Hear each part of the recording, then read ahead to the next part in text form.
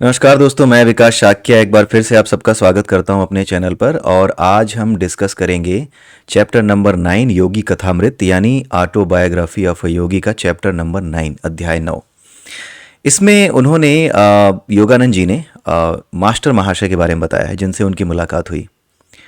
क्योंकि आपको पता है कि एक ये जो बुक है इसमें एक बड़ी इंपॉर्टेंट चीज़ ये है, इसका जो क्रक्स है इस बुक को लिखने का वो यही है कि it's a guiding light for those who are spiritually advancing themselves. जो अपने आप को स्पिरिचुअली एडवांस कर रहे हैं अपनी लाइफ में, उनके लिए एक गाइडिंग लाइट है। कुछ लोग ये सोचते हैं कि मैं तो चिकन खा रहा हूँ, मटन खा रहा हूँ या शराब पी रहा हूँ, मैं बड़ा पापी हूँ, मैं तो स्पिरिचुअलिटी में कैसे जा सकता हूँ। नो नो, कोई मतलब नहीं है किसी चीज़ का। आप कभी भी किसी भी समय किसी भी रास्ते को चुन सकते हैं। ये स्वतंत्रता केवल मनुष्यों के पास है। आप जानवर नहीं हैं, यही आपका सौभाग्य है। आप मनुष्य हैं, यही आपका सौभाग्य है। और आप किसी भी समय किसी भी मार्ग को अपने जीवन में चुन सकते हैं। कभी भी चाहें तो वापस लौट सकते हैं। किसी चीज़ को बुरा कहना, अच्छा कहना, उसके कारण है। कोई कह सकता है मांस खाना बुरा है, कोई कह सकता है शराब पीना बुरा है।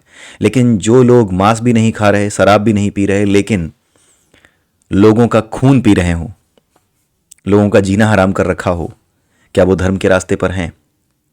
तो ये जो सत्य असत्य, धर्म और अधर्म की बातें हैं, इनसे परे है कहीं जाकर के वास्तविक धर्म। जो वास्तविक धर्म है वो इन सब चीज़ों से परे जाकर के कहीं स्थित है। धर्म की परिभाषा देने के लिए दो तरीके की चीज़ें हमें यहाँ पे समझनी पड़ती हैं। पहली चीज़ ये कि एक वो धर्म है जो समस्त मानव जाति को आपस में बांध करके रखता है, राइट? जो समस्त मानव जाति को बांध करके रखे, जो एक दूसरे के प्रति करुणा प्रेम के भाव को एक दूसरे मनुष्य के भीतर रखे, एक व्यक्ति दूसरे व्यक्ति से घृणा ना करे, धर्म के नाम पर, जाति के नाम पर, संप्रदाय के नाम पर, किसी भी आधार पर कोई किसी से घृणा ना करे। ये धर्म का एक चरण है, ये धर्म का आचरण है, ठीक है? उसके अलावा दूसरा धर्म वो है जहां पर व्यक्ति आत्मोन्नति यानी अपनी आत्मा की उन्नति, या फिर जिसको आप कहते हैं सेल्फ डेवलपमेंट, प्योर जो इंग्लिश है आज की जो प्रोफेशनल लैंग्वेज है उसमें इसको कहते हैं personality development, self development, self healing. ये जो चीज़ें हैं ये भी धर्म में आती हैं, ये भी धर्म की परिभाषा के अंतर्गत ही आती हैं, सेल्फ डेवलपमेंट। क्योंकि जब तक आप अपने आप को सेल्फ डेवलप नहीं करोगे तब तक आप बाहर चीज़ों को सही नहीं रख सकते। बाहर सब कुछ ठीक करने की यात्रा सबसे पहले अपने भीतर सब कुछ ठीक करने से ही शुरू होती है। आप अगर अपने भीतर सब कुछ ठीक नहीं कर सकते, आपका मन बेचैन है, आप अंदर से बेचैन हैं, तो आप बाहर भी बेचैनी ही फैलाएंगे, उपद्रव ही मचाएंगे, ये निश्चित है।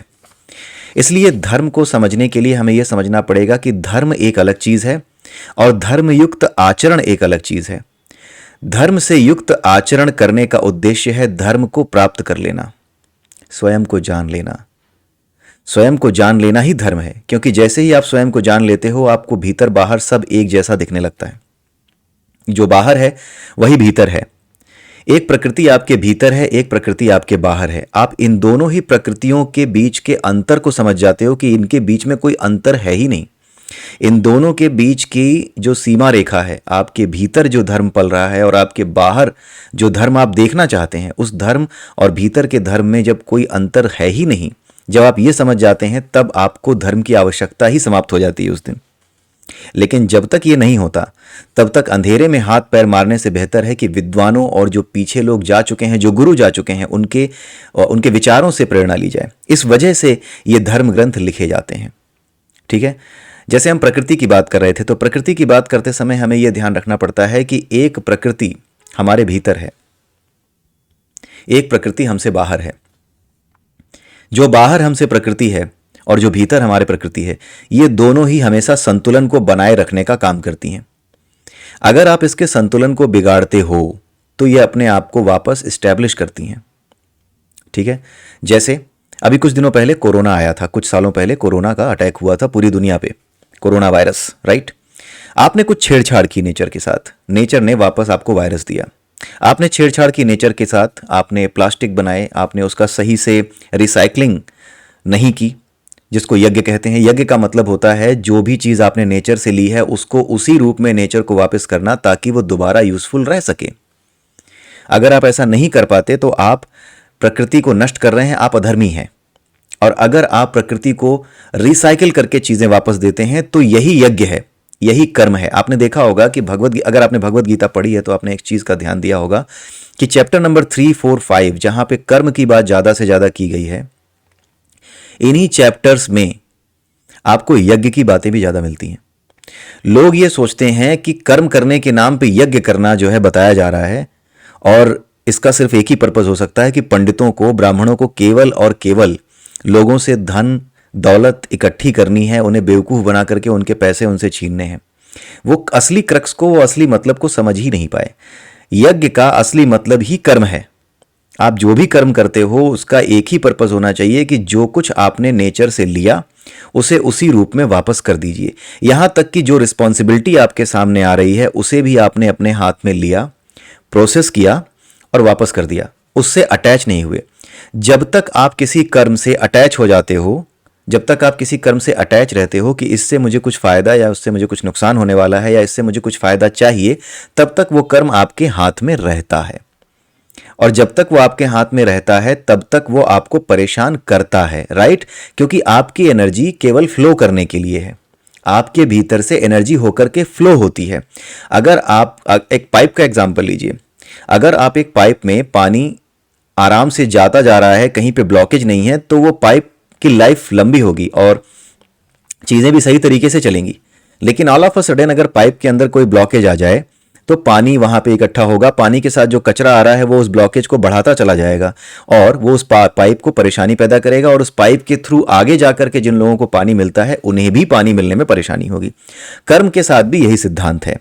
आप कर्म को अपने हाथों में लीजिए, उसके साथ अगर आप अटैच होते हैं तो आप इकट्ठा करते हैं क्या?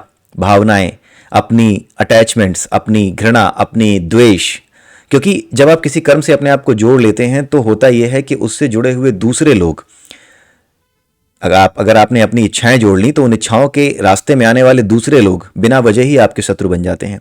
जो व्यक्ति सीधा है, सरल है, उसके साथ भी आप क्या करते हैं? चालाकियां करते हैं, छल करते हैं और अपने आप को बहुत बड़ा होशियार समझते हैं। ये होने लगता है, ये लोग करने लगते हैं। यही अधर्म है।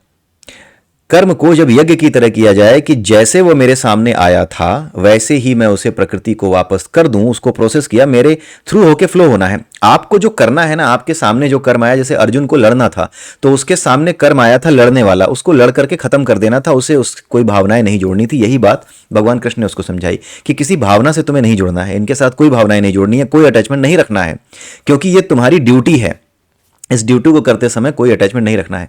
जहां पे भावनाएं आपकी ड्यूटी हैं, जैसे अपने पुत्रों, अपनी पत्नी, अपने पुत्रों, अपने माता पिता के प्रति प्रेम भाव दिखाना है, उनके प्रति सम्मान दिखाना है, उस सम्मान को दिखाने की जहां ड्यूटी हो वहां दिखाइए। लेकिन वो सम्मान भी इस तरह का होना चाहिए कि भावों को, पवित्र भाव से आप जी रहे हो, उन भावों को भी आप जिए, उन भावों को जिए, पूरी तरीके से जिए। जहां पर आपका कर्तव्य है कि आप उन भावनाओं को जिए, वहां पर पूरी तरह से जिए। लेकिन जहां पर आपका कर्तव्य दूसरा हो, जैसे आपका बेटा है, उसके प्रति प्रेम दिखाना आपका कर्तव्य है, उसके साथ प्रेम के भाव से जुड़े रहना आपका कर्तव्य है।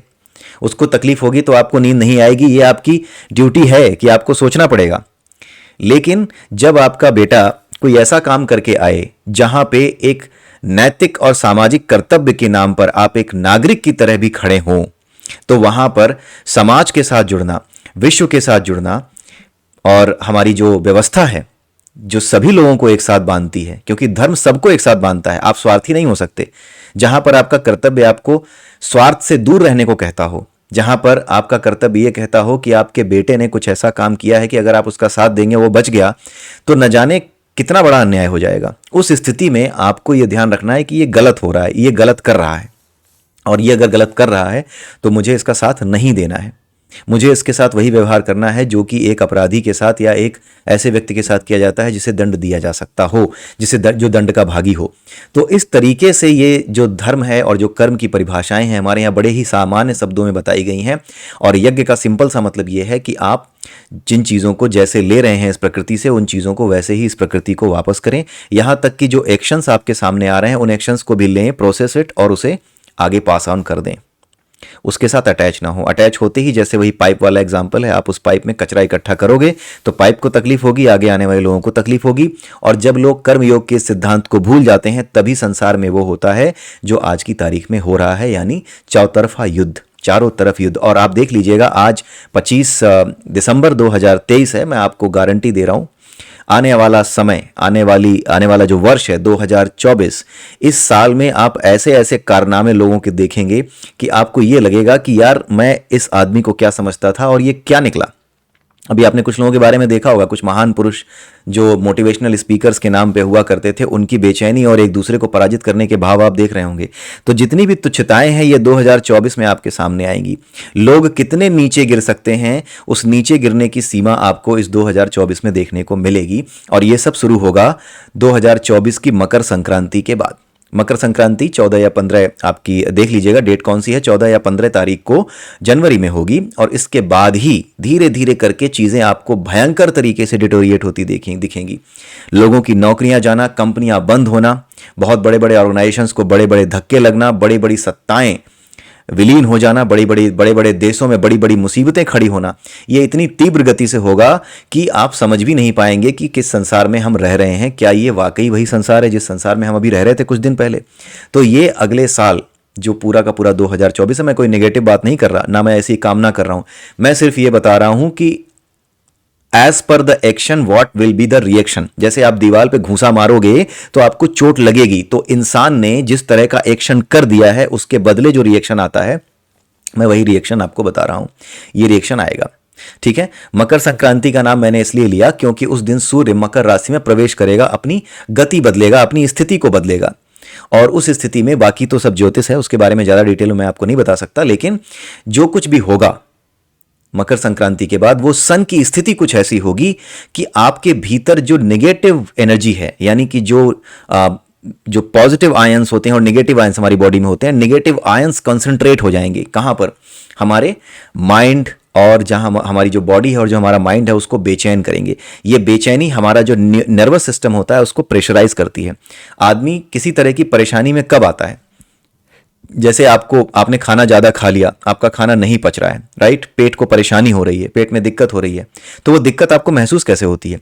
वो दिक्कत आपको इसीलिए महसूस होती है क्योंकि आपने कुछ ऐसा अपने पेट में डाल लिया है जिसकी वजह से जो भी नर्वस सिस्टम है आपका, जो कि आपके पेट से आपकी जो लिवर है, आपका जो स्टमक है, उससे जुड़ा हुआ है, उस पर आपने जो अनवांटेड खाया है वो एलिमेंट्स जा करके प्रेशर बना रहे हैं।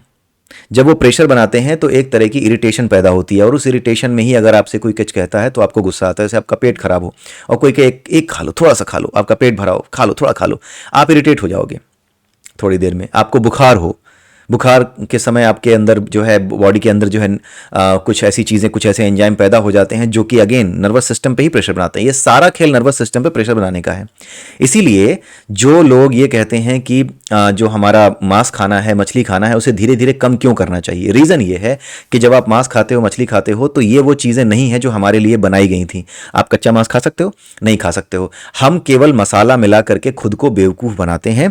वो मांस खाना हमारे बस का नहीं है। एक ऐसी जगह जहां पे बूचड़ खाना हो, जहां पे जानवर कट रहे हो, वहां पर अगर आपको छोड़ दिया जाए तो वहां पर आप खड़े नहीं रह पाएंगे। लेकिन उसी मांस को जो बूचड़ खाने से आ रहा है, मसाला मिला के मैरिनेट करके, उसमें दही मिला के, उसमें हल्दी मिला करके मैरिनेट करने के बाद क्या वास्तव में टेस्टी जो है वो बन जाता होगा, और उसको वो खाते हैं लोग। उसको खाने के बाद क्या होता है, वो बेसिकली हम अपने आप को बेवकूफ़ बना रहे हैं, लेकिन वो मांस अपने अंदर हम ले रहे हैं। वो जो प्रोटीन है जो हमारी बॉडी के साथ सिंक नहीं करता, उस प्रोटीन को हम अंदर ले रहे हैं, एनिमल प्रोटीन को। अब वो प्रोटीन क्या करता है, पचने में समय लेता है, और जितनी देर लगाता है उतनी देर तक हमारी बॉडी में वो स्टेबल रहता है, बना रहता है। और जब वो बना रहता है तो हमारे नर्वस सिस्टम को प्रेशराइज करता है, इस तरीके से प्रेशराइज करता है कि कुछ जगहों पे दर्द भी होने लगता है। और अगर आप नियमित रूप से सही तरीके से खाते हैं तो दर्द नहीं होता, लेकिन फिर भी उसकी प्रेजेंस इतनी बनी रहती है कि वो गुदगुदी करता है, टिकलिंग करता है आपके नर्वस सिस्टम में, जो न्यूरॉन, जो डेंड्राइट्स हैं उन पे प्रेशराइज करता है। क्योंकि सेल्स ही तो हैं, हमारी बॉडी में सेल्स ही हैं। तो एक तरीके की सेल होती है नर्वस सिस्टम वाली, जो न्यूरॉन सेल्स होती हैं, वो भी एक सेल होती हैं, उसी से पूरा नर्वस सिस्टम बनता है। तो उस नर्वस सिस्टम पे जा करके जब वो प्रेशर डालता है तो हमारे मन में, हमारे दिमाग में बेचैनी उत्पन्न होती है।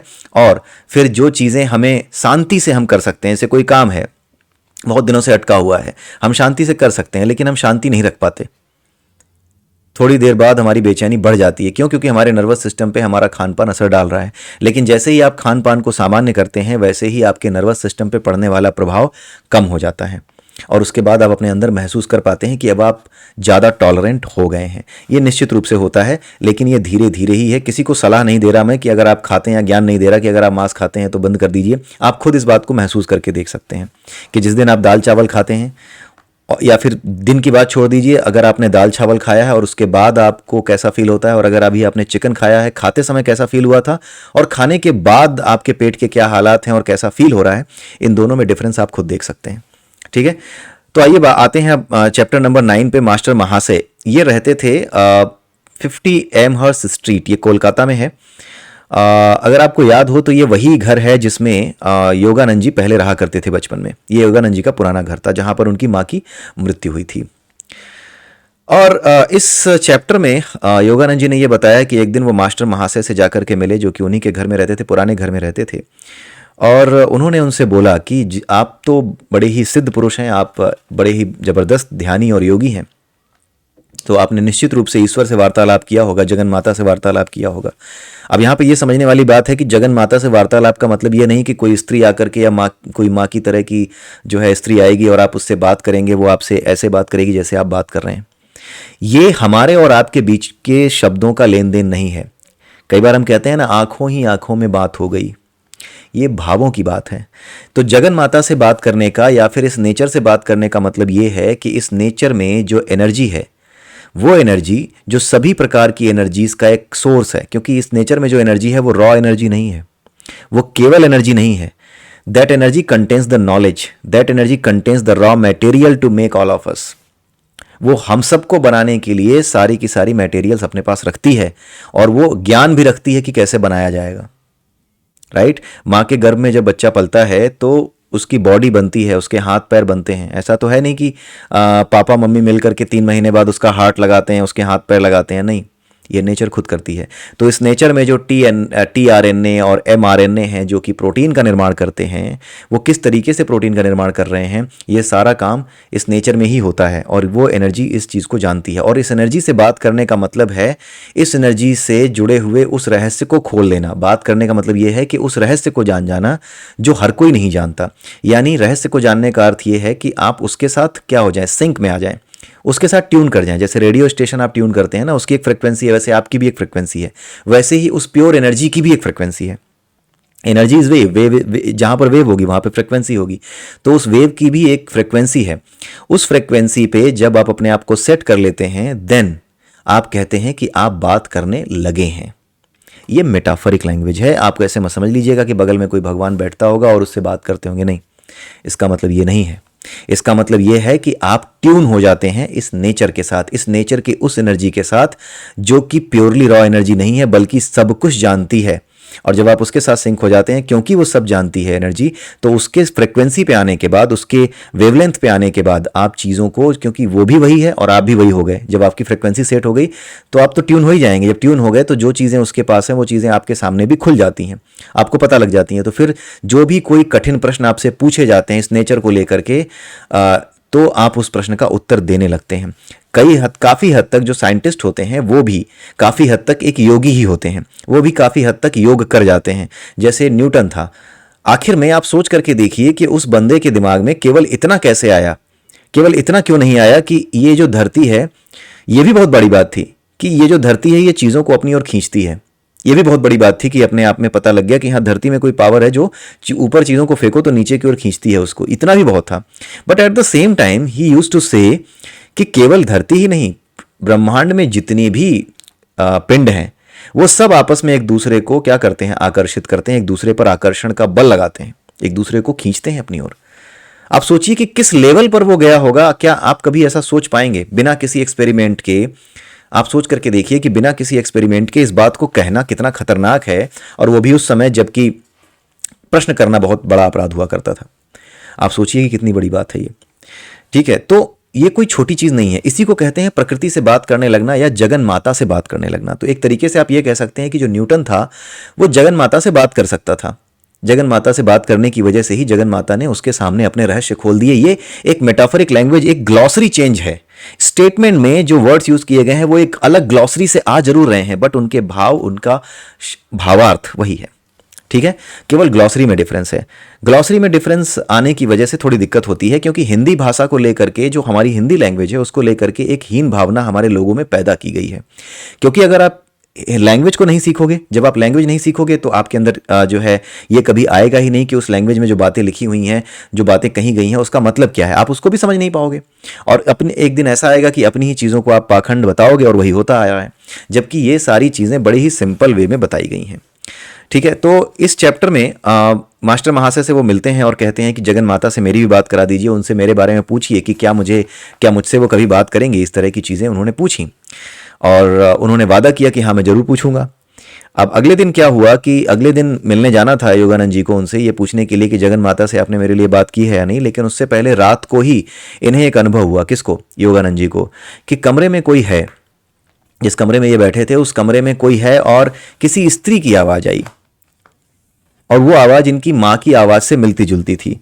और वो आवाज़ कुछ ऐसा कह रही थी कि मैं ही तुम्हारी माता हूँ, मैं तुम्हारा हमेशा ख्याल रखती हूँ, मैं ही अलग अलग जन्मों में जगन माता बन करके, जगन माता जो कि मैं हूँ, मैं अलग अलग जन्मों में माता बन करके तुम्हारी रक्षा करती आई हूँ, तुम्हारी सेवा करती आई हूँ। ठीक है, ये उनको अनुभव हुआ अपने कमरे में अकेले बैठे बैठे। अब इस चीज़ को उन्होंने ज़्यादा डिटेल में नहीं लिखा है उन्होंने, या फिर जगन माता से बात करने की जो उनकी क्रेविंग थी उस वजह से उन्हें कोई ड्रीम आया, उन्होंने कोई ड्रीम देखा, इस बारे में उन्होंने नहीं लिखा। उन्होंने सीधे सीधे यही लिखा है कि मुझे ये कमरे में ऐसा अनुभव हुआ। आप इस चैप्टर को पढ़ेंगे तो आपको समझ में आ जाएगा। अब उसके बाद अगले दिन वो मास्टर महाशय के पास पहुंचे और उनसे कहा कि मास्टर महाशय जी, आपने पूछा क्या जगन माता से मेरे बारे में। तो मास्टर महाशय जो है मुस्कुराए, उन्होंने बोला कि तुम्हें तो जगन माता ने पहले ही उत्तर दे दिया है। बात ये थी कि जो मास्टर महाशय थे उनको पहले से ही पता था। मास्टर महाशय क्योंकि एक सिद्ध पुरुष थे, उनकी ट्यूनिंग हो रखी थी इस नेचर से, उस रॉ एनर्जी से, उस एनर्जी से जो नॉलेज रखती है, जो सब कुछ चला रही है इस नेचर में, उसके साथ उनकी ट्यूनिंग हो रखी थी, उसके साथ योग हो रखा था, अपनी फ्रिक्वेंसी सेट कर रखी थी उन्होंने उस लेवल पे। तो क्योंकि वो फ्रिक्वेंसी उस लेवल पे सेट थी तो उन्हें सब पता था कि क्या चल रहा है, और वो उस फ्रिक्वेंसी पे हैं कि इस चीज़ को जान जाते हैं कि सामने वाले के अंदर वो क्षमता है या नहीं कि वो इस तरह का वार्तालाप या इस तरह की बातचीत कर सके या इस लेवल पे सिंक हो सके। तो उनको पता था कि ये लड़का सिंक हो सकता है और सिंक हो चुका है। क्योंकि वो लड़का सिंक हो चुका है वो जानते थे, इसलिए उन्होंने मुस्कुरा के बोला तो तुम्हें तो जगन माता ने पहले ही उत्तर दे दिया है, तो तुम मुझसे क्या पूछ रहे हो। ठीक है, तो ये एक इंसिडेंट उन्होंने मेंशन की है। अब कुछ मास्टर महाशय के बारे में यहाँ पे लिखा है बुक में। तो मास्टर महाशय के बारे में ये बताया गया है कि वो रामकृष्ण परमहंस के शिष्य थे और वो जो है उनके साथ दक्षिणेश्वर काली मंदिर में रहा करते थे। ठीक है, और दक्षिणेश्वर काली मंदिर में मतलब उनके साथ रह करके उन्होंने अपनी सारी सिद्धियों के विषय में, सारे योगाभ्यास के विषय में जाना समझा। और इसी बीच में ये सारी बातें इसमें बुक में लिखी हैं। उसकी इसी बीच में एक बात और बताई गई है कि योगानंद जी एक दिन मास्टर महाशय के साथ मंदिर में पहुंचते हैं, दक्षिणेश्वर काली मंदिर पहुंचते हैं। वहाँ पे लोगों को पूजा करते हुए देखते हैं, पूजा पाठ करते हुए, घंटी घड़ियाल बजाते हुए देखते हैं। तो क्योंकि योगानंद जी एक ज्ञान योगी थे, तो जो ज्ञान योगी होते हैं अक्सर वो मंदिर में पूजा पाठ करने वालों को देख करके उतना अच्छा उनको फील नहीं होता। उन्हें लगता है कि ये कितने बड़े अज्ञानी हैं, ये क्या कर रहे हैं। बात यह है कि छोटी छोटी बातें लोगों को पता नहीं होती। जैसे योगानंद जी थे, उनको भी मास्टर महाशय ने समझाया कि भगवान का नाम चाहे कोई भी ले रहा हो, कोई भी ले रहा हो, वो तो प्रिय ही लगता है, किसी के भी मुख से सुन करके प्रिय लगता है। तुम भी तो ईश्वर की ही बात करते हो, लेकिन तुम जिस ईश्वर की बात करते हो वो ज्ञानियों की तरीके से बात करते हो, तुम ज्ञान योगी की तरह बात करते हो। ठीक है, जिसको केवल प्रकृति के तत्वों में इंटरेस्ट है उसकी बात करते हो। लेकिन यहाँ पर जो लोग बैठे हैं, जिनकी तुम आलोचना कर रहे हो या फिर जिन्हें तुम छोटा समझ रहे हो, वो भी अपने ईश्वर को ही याद कर रहे हैं। लेकिन बात यह है कि ये वो इस स्तर पे नहीं है कि तत्वों को जिस स्तर पे तुम समझ सकते हो उस स्तर पे ये समझ सके। क्योंकि वो इस स्तर पे नहीं समझ सकते तो पहले उन्हें इस स्तर के लिए तैयार करना पड़ता है। तो ये तैयारी ही मूर्ति पूजा है। आप उसके लिए तैयार हो सको, वो तैयारी ही मूर्ति पूजा है। जो लोग भक्ति भाव में घुस जाते हैं, जो लोग भक्ति में घुस जाते हैं, मूर्ति के दो उद्देश्य हैं, एक है ध्यान लगाना, दूसरा है भावों के साथ उससे जुड़ जाना। भावनाओं को अपने संसार, आपकी जो भावनाएं हैं जो संसार से जुड़ी हुई हैं, अपने बच्चों से, अपने माता पिता जुड़ी हुई हैं, उन भावनाओं को ईश्वर की ओर मोड़ देना। उन भावनाओं को जब आप ईश्वर की ओर मोड़ देते हैं तो उन भावों की वजह से आपके अंदर इस तरह की चीज़ें, जो कि प्राइमरी कंडीशन है कि इस तरह की चीज़ें आपके अंदर नहीं आनी चाहिए, जो दूसरों से द्वेष करना सिखाए, दूसरों से घृणा करना सिखाए, ये सब चीज़ें आपके अंदर से जाने लगती हैं जब आप अपने आप को मोड़ देते हो। मूर्ति पूजा करने वालों पे आप हंस जरूर सकते हैं, लेकिन मूर्ति पूजा सबसे सटीक और सबसे आसान तरीका है व्यक्ति को घृणा, द्वेष और जो बुरी आदतें हैं उनसे दूर करने वाला, जो अधर्म को फैलाती हैं संसार में, उन आदतों से दूर करने का सबसे आसान उपाय मूर्ति पूजा ही है। लेकिन मूर्ति पूजा को ठीक से समझाया जाए। मूर्ति पूजा को लोगों ने अपनी इच्छाओं की पूर्ति का साधन बना लिया है।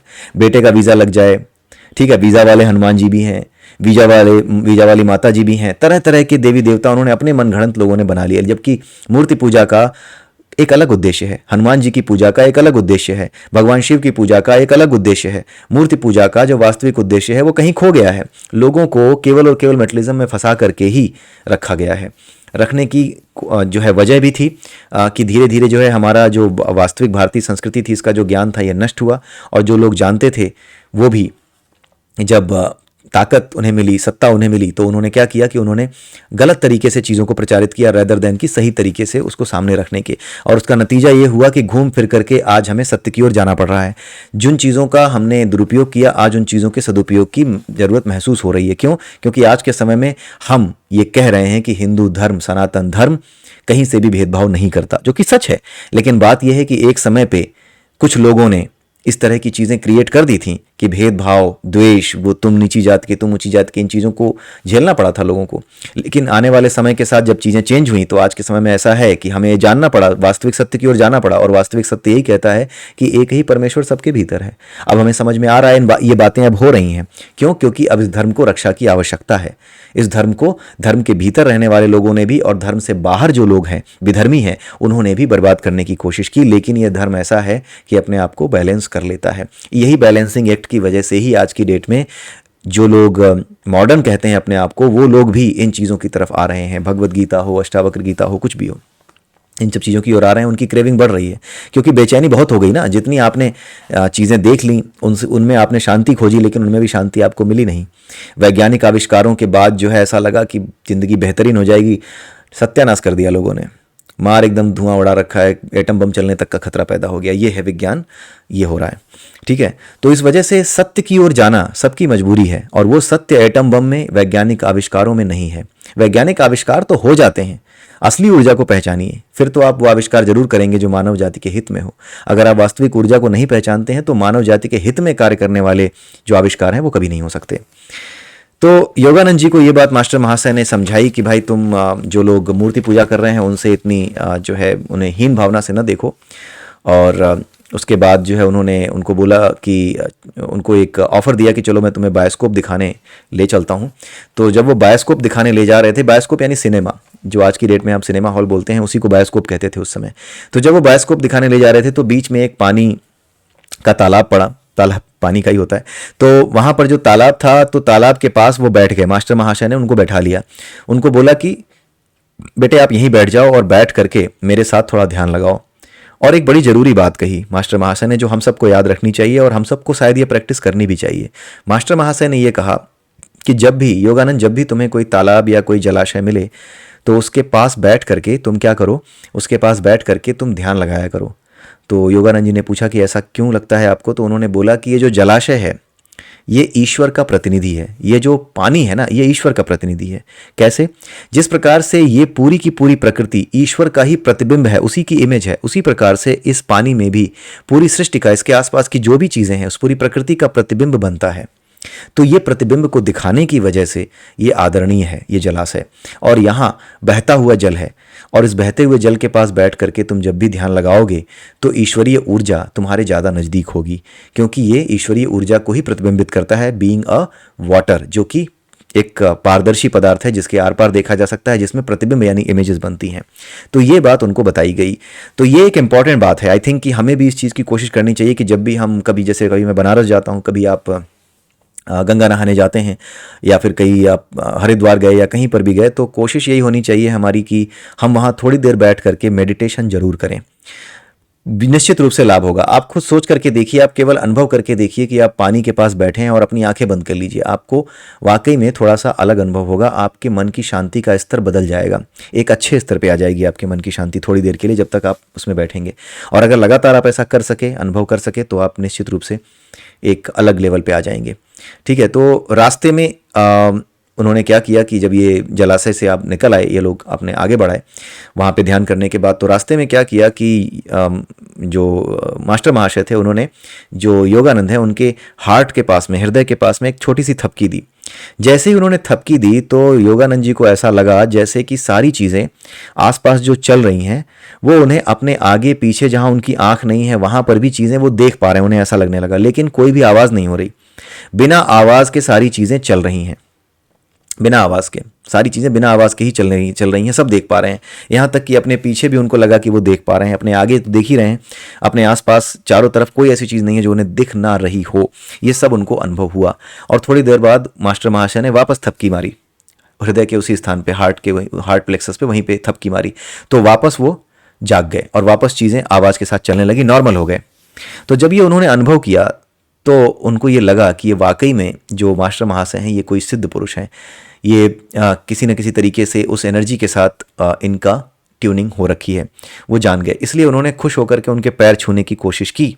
लेकिन जब उन्होंने पैर छूने की कोशिश की तो उन्होंने मना कर दिया। किसने? मास्टर महाशय ने। उन्होंने बोला कि देखो, जगत जननी या जगन माता तुम्हारे भीतर भी जगह बना चुकी हैं, ये मैं जानता हूँ। क्योंकि जगन माता यानी कि तुम भी ट्यून हो रखे हो, बस तुम्हें अपने आप को थोड़ा सा ब्रश करना है। क्योंकि तुम भी जगन माता के साथ ट्यून हो रखे हो, उस एनर्जी के साथ ट्यून हो रखे हो, इसलिए तुम्हारे भीतर भी जगन माता होकर के प्रवाहित हो रही हैं। अब अगर तुम्हारे भीतर जगन माता होकर के प्रवाहित हो रही हैं तो तुम्हारे हाथों मैं अपने पैर नहीं तुम्हें छूने दूंगा। क्यों? क्योंकि इसका मतलब यह है कि जगन माता तुम्हारे माध्यम से मेरे पैर छुएंगी, जो कि सही नहीं है। इसीलिए उन्होंने पैर छूने से इनकार कर दिया, अपना पैर नहीं छुआया। ये एक इंपॉर्टेंट एक लाइन यहाँ पे दी गई है, एक बात कही गई है। इसको आपको समझना होगा कि कुछ लोग, कुछ जो सिद्ध गुरु होते हैं, जैसे ही आप उनके पैर छूने जाते हैं वो दूर से ही क्यों ऐसे ऐसे करते हैं, बस बेटा खुश रहो, वो आपके अपने पैरों को नहीं छूने देते। कभी आप उनके पैरों को हाथ लगा नहीं पाएंगे, वो ऐसी कोशिश करते हैं। वो दूर से ही कहते हैं बस बस बेटा बस, आप आसानी की जरूरत नहीं है, राइट? बिकॉज वो कुछ लोगों को जानते हैं। कुछ लोग ऐसे होते हैं जो कि इस तरह से जानते हैं चीज़ों को कि उनके भीतर उन्हें स्कोप दिखाई देता है, तो उन्हें वो छूने से मना कर देते हैं कि इसके भीतर स्कोप है। जैसे यहाँ पे योगानंद जी के भीतर उनको स्कोप दिखाई दिया कि हाँ, इनके भीतर जगन माता नाम की जो एनर्जी है वो प्रवाहित हो रही है, इसलिए अगर ये मेरे पैर छुएगा तो इसका मतलब यह है कि जगन माता मेरे पैर छुएंगी, तो उन्होंने मना कर दिया। एक रीज़न ये होता है। दूसरा रीज़न ये होता है कि जब हम आध्यात्मिक रूप से उन्नत हो जाते हैं तो हमारे बॉडी में जो पॉजिटिव आयंस होते हैं वो बढ़ जाते हैं, पॉजिटिव आयंस बहुत ज़्यादा बढ़ जाते हैं। लेकिन सामने वाला अगर निगेटिविटी से भरा हुआ है, उतने पॉजिटिव आयंस उसके पास नहीं है, निगेटिविटी भरी हुई है उसके अंदर, तो जैसे ही वो टच करेगा तो पॉजिटिविटी, आपको पता ही है कि पॉजिटिव और निगेटिव आयंस एक दूसरे के अपोजिट चार्ज होने के कारण एक दूसरे को अट्रैक्ट करते हैं, राइट? तो वो एक दूसरे को अट्रैक्ट कर सकते हैं। उधर की एनर्जी इधर, इधर की एनर्जी अननेसेसरी उधर, जो कि उसका कोई लाभ नहीं करेगी और न इनका कोई लाभ करेगी जाने के बाद। इसलिए जो काम लाभ का नहीं रह गया है, जो विकर्म बन गया है, उसको योगी पुरुष, सिद्ध पुरुष करते ही नहीं है। इस वजह से कोई भी सिद्ध पुरुष आपको अपने पैर छूने नहीं देता है।